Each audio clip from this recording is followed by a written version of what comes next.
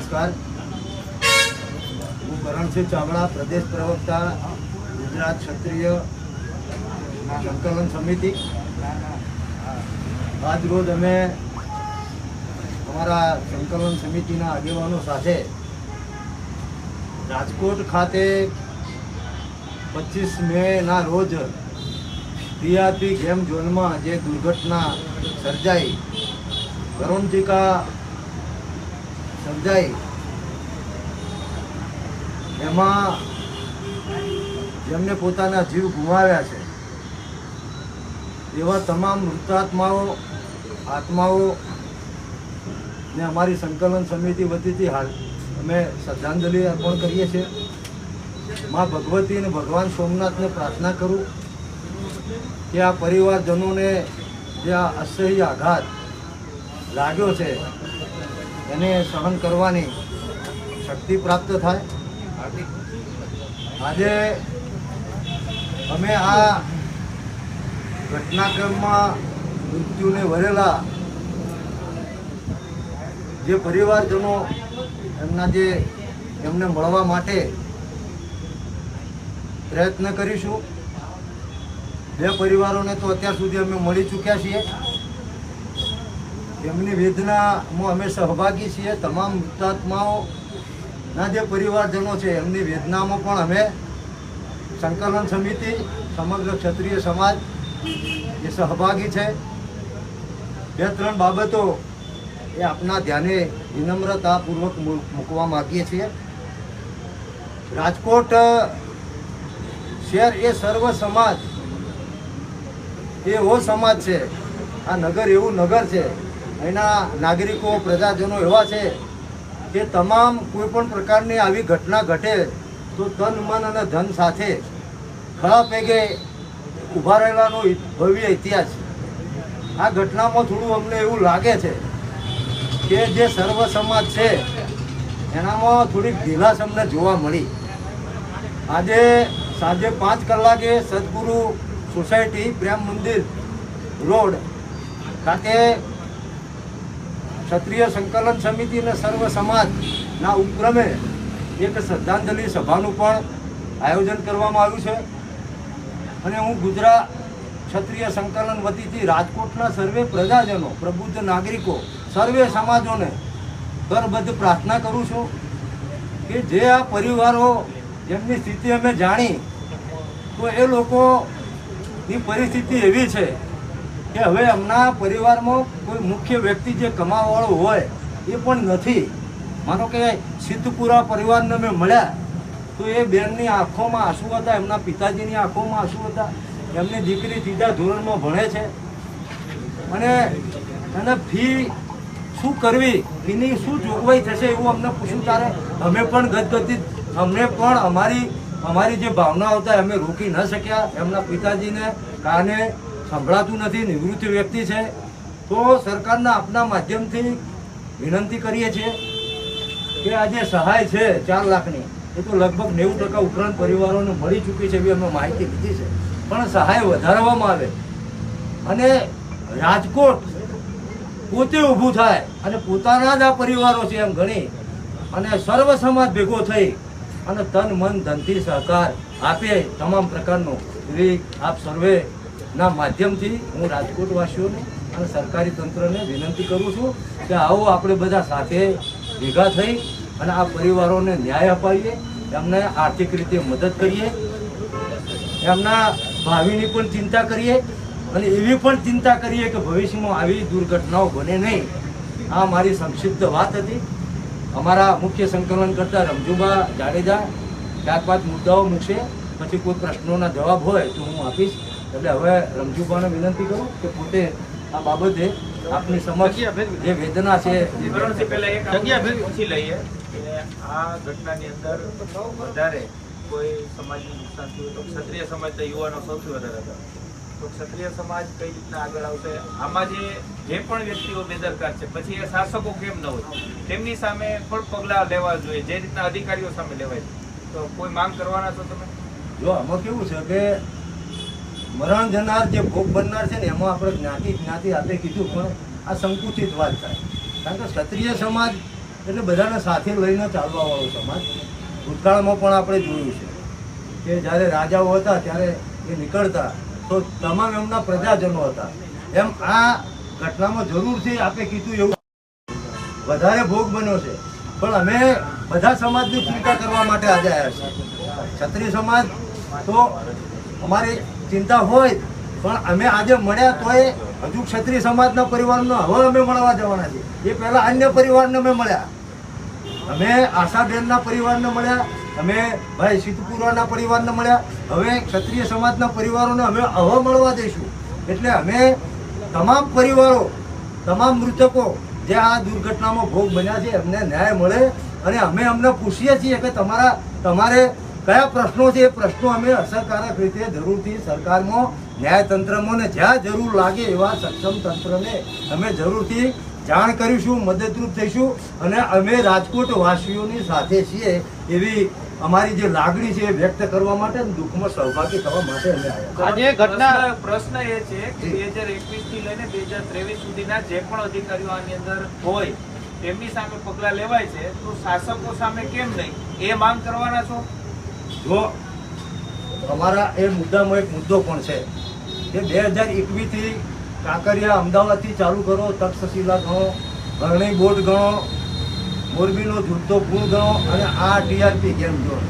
તો પત્રકાર મિત્રોના માધ્યમથી અમે ક્ષત્રિય સંકલન સમિતિ વતીથી સરકારને કહેવા માગીએ છીએ કે સરકારે આ તમામ દુર્ઘટનાઓનું શ્વેતપત્ર જારી કરવું જોઈએ. મારો કહેવાનો ભાવ એ છે કે કયા કયા વ્યક્તિઓ જેલમાં છે. પહેલી વાત તો એ, આ જેટલી બી કરુણિકાઓ બની દુર્ઘટનાઓ, તો તમે જેની સામે કેસ કર્યો એ લોકોની સ્થિતિ આજે શું છે, જે આરોપીઓ છે કેટલા જેલમાં છે, કેટલા જામીન ઉપર છે, કોઈને સજા થઈ કે નહીં, આગળની શું પ્રક્રિયા થઈ. એમ આપ જેમ કહો છો એમ કે શાસકો એટલે કે વહીવટી તંત્રની સાથે શાસન કરતા, દાખલા તરીકે અહીંયા રાજકોટ મ્યુનિસિપલ કોર્પોરેશન તો એના મેયર હોય, આ વિસ્તારના ધારાસભ્ય હોય, આ વિસ્તારમાં જે મંત્રી હોય તે, સંસદ સભ્ય હોય તે, બધાની જવાબદારી થાય. નાના કોર્પોરેટરથી ચાલુ કરી અને સંસદ સભ્ય સુધીની જવાબદારી થાય, કારણ કે પ્રજાએ અમને ચૂંટા છે સુખ દુઃખમાં ભાગીદાર બનવા. મારે દિલગીરી સાથે કહેવું પડે કે અહીંયા બાલ વિકાસ મંત્રી 4 દિવસ પછી દેખાયા, અહીંના લોકસભાના ભાજપના ઉમેદવાર પુરુષોત્તમભાઈ રૂપાલા 3 દિવસ પછી દેખાયા. ભારતીય જનતા પાર્ટીના પ્રદેશ પ્રમુખે તો હજુ પ્રેસ કોન્ફરન્સ પણ કરી નથી. તો શું સ્થિતિ છે? એટલે એકબીજા પર જોડવાનો પ્રયત્ન કરે છે. તો પ્રજાતંત્રમાં પ્રજાના સેવકો સર્વોપરી હોય અને એમને સૂચના આપવી જોઈએ, જોડે રહીને કામ કરાવવું જોઈએ કે ભાઈ આ કરો, આ ખોટું છે. તો હું એવું નથી માનતો કે પ્રજાના પ્રતિનિધિઓથી કંઈ ખાનગી હોય તો એમને પણ આંખ આડા કાન કર્યા કહેવાય. તો એફઆઈઆરમાં જે જવાબદાર હોય, પછી એ કોર્પોરેટર હોય, મેયર હોય, સ્ટેન્ડિંગ કમિટીના ચેરમેન હોય, ધારાસભ્ય હોય કે સંસદ સભ્ય, એમની પણ જવાબદારી જ્યાં સુધી કાયદો બદલીને નક્કી કરવામાં નહીં આવે ત્યાં સુધી આવી ઘટનાઓ ઘટિત થશે. એટલે આપણા માધ્યમથી હું પણ એ પણ કહેવા માગું છું કે શું આ બધી ઘટનાઓ જે ઘટિત થઈ એનાથી રાજતંત્ર અથવા જે વહીવટી પક્ષની સાથે રાજકીય પક્ષ જેને કહેવાય સત્તાધારી પક્ષ, એ શું અજાણ હતો? એ પ્રશ્ન હું પણ આપના માધ્યમથી પૂછવા માંગુ છું, અને પ્રજાએ એનો જવાબ લેવો જોઈએ. પ્રજા એ પણ જાગૃત થઈ, અને આ લોકો જ્યારે પણ આવે ત્યારે એમના પ્રશ્ન પૂછવું. અમે જે નામ લીધા એનું મીડિયાએ નામ સાથે અમે ચલાવ્યું પણ છે કે આ નેતા દેખાણા નથી, ચાહે તે ભાનુબેન બાબરિયા હોય કે CR પાટીલ હોય કે કોઈ પણ નેતા હોય. જ્યારે આ ઘટના બની લગભગ 5-6 દિવસ વીતી ગયા, સિવિલ હોસ્પિટલમાં જ્યારે પરિવારજનોને હાલાકીનો સામનો કરવો પડ્યો, એ પણ અમે દ્રશ્યો દેખાડ્યા. આમાં સંકલન સમિતિનો કે ક્ષત્રિય સમાજનો કોઈ રોલ હતો એમના મદદરૂપમાં થવા માટે કે એ બાબતે આજના કાર્યક્રમને વાત કરતા? જો આપ મીડિયાના મિત્રો એ લોકશાહીનો ચોથો સ્તંભ છો. આપે જે કામગીરી કરી છે આપના થકી જ સમગ્ર ગુજરાત અને ભારતને ખબર પડી કે ભાઈ રાજકોટની દુર્ઘટના કેટલી ભયંકર હતી, શું સ્થિતિ હતી, ડેડ બોડી કેટલા કલાકે મળી, DNA ટેસ્ટનો શું રિપોર્ટ થયો, આ બધું આપે ક્ષત્રિય સંકલન સમિતિની ભૂમિકાની વાત કરી. તો અમે ડે 1 થી અમારા અહીંના જે સ્થાનિક આગેવાનો છે જેમના આપ બધા પૂછો છો, મહિલા અમારી 5, અમારા બધા જ આગેવાનો કોઈનું નામ દેતું નથી, એ પહેલા જ દિવસથી જ્યારે આ ઘટના બની ત્યારથી આમાં સક્રિય જ હતા, અમારી સાથે સતત સંપર્કમાં હતા. અમે લેટ એટલા માટે, આ લેટ શબ્દ નહીં વાપરું, આપણા સનાતન ધર્મમાં એવું કહેવાય છે કે જ્યાં સુધી ડેડ બોડીને અગ્નિ સંસ્કાર ન થાય ત્યાં સુધી શ્રદ્ધાંજલિ પણ ના આપી શકાય. અને બીજું કે એ વખતે અફરાતફરીનો માહોલ હોય અને અમે અમારા જે સ્થાનિક એકમો છે, અમારી અહીંયા 3 સંસ્થાઓ છે, ત્યાંના બધા જ આગેવાનો સાથે અમે સંપર્કમાં હતા. અને જ્યારે અમને એવું લાગ્યું કે હવે તમામ ડેડ બોડીઓનો અગ્નિ સંસ્કાર થઈ ગયો છે તો સર્વ સમાજે, સર્વ રાજકોટના પ્રજાજનોએ શ્રદ્ધાંજલિ આપી પરિવારને મળીને એમની શું તકલીફ છે જાણવી જોઈએ. પછી એ તકલીફ સામાજિક હોય, એ તકલીફ FIRની હોય, એ તકલીફ કાયદેસરની કાયદાકીય હોય, એ આર્થિક હોય, એ જાણવા માટે અમે આવ્યા છીએ. અને આપના માધ્યમથી અમે એમને પણ આશ્વસ્ત કરવા માગીએ છીએ કે અમારા જે સ્થાનિક આગેવાનો છે એ એમની સતત મુલાકાત લેતા રહેશે અને અમારું પણ આ કર્તવ્ય થાય, એ કર્તવ્યનું પાલન કરવા માટે અમે આવ્યા છીએ. અને ભવિષ્યમાં આવી દુર્ઘટના ના ઘટે એના માટેના સૂચનો અને એના માટેનો જે અહેવાલ છે, એના માટેની જે માગણીઓ છે એ વિશે રમજુભા જાડેજાએ આપની સાથે વાત કરશે. ધન્યવાદ.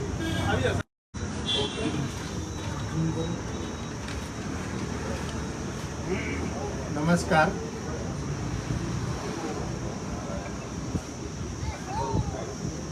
રાજકોટનો 25 મેનો જે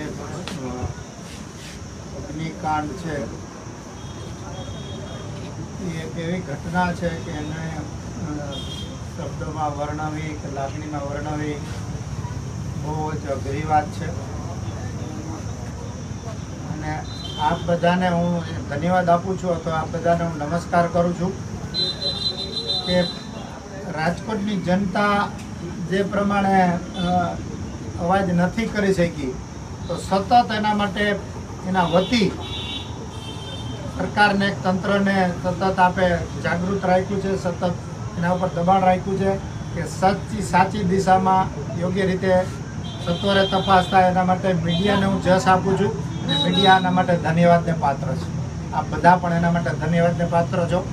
કાલે મેં એવું સાંભળ્યું કે મીડિયા તરફથી એક કંઈક હતું, શોક સભા કે શું હતું, બેસણું મીડિયા તરફથી પણ કંઈ હતું ને કાલે, શ્રદ્ધાંજલિ. એટલે એ પણ એક નોંધની વાત છે કે અત્યાર સુધી બધા જ બનાવોમાં બધી સંસ્થાઓ કે પક્ષ જે કાંઈ સેવાના કામ કરતા હતા સંસ્થાઓ, એ કોઈ જે નથી કરી શક્યા એ આપે કર્યું છે. એટલે આ એક મહત્વની વાત છે. બીજી મહત્વની વાત તો કરણસિંહભાઈ કરી, પણ છતાં પણ સરકારે સીટની રચના કરી. આપણે કોઈ વ્યક્તિગત શંકા કુશંકા નથી કરતા, પણ આ જ સીટ આગલા બનાવોમાં હતી, અને એ સીટ છે એ કોઈ અધિકારીના વડપણ હેઠળ છે. તો અધિકારી તો સરકારના સચિવ નીચે છે, મંત્રી નીચે છે. એટલે અહેવાલ છે એ કેવો બને?